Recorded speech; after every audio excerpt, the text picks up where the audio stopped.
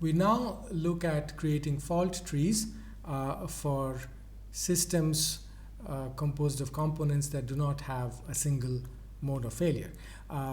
We have looked at it, this example, a couple of times in the past.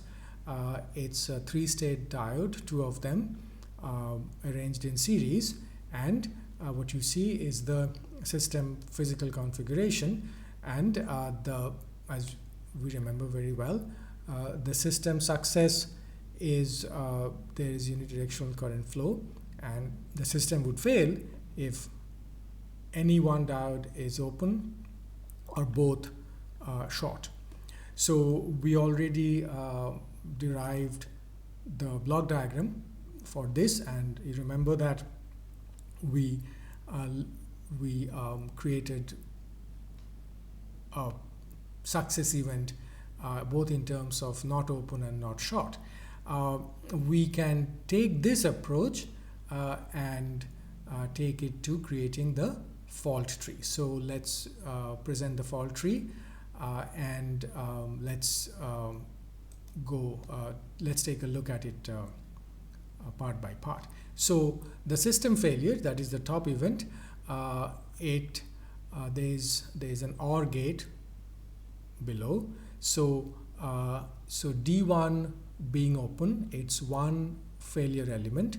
So each failure mode now comes in as an element of the fault tree. So D1 open is an element, D2 open is another element, and any one of them happening is tantamount to system failure, so they feed into the OR gate. But there's another contribution when both of them are short. So that's the third contribution into the OR gate.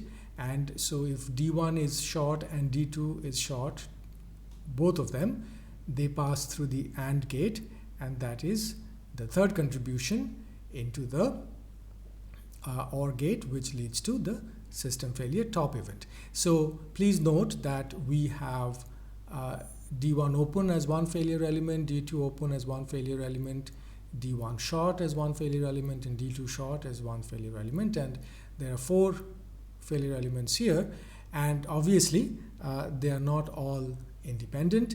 I urge you to think and find out which of them are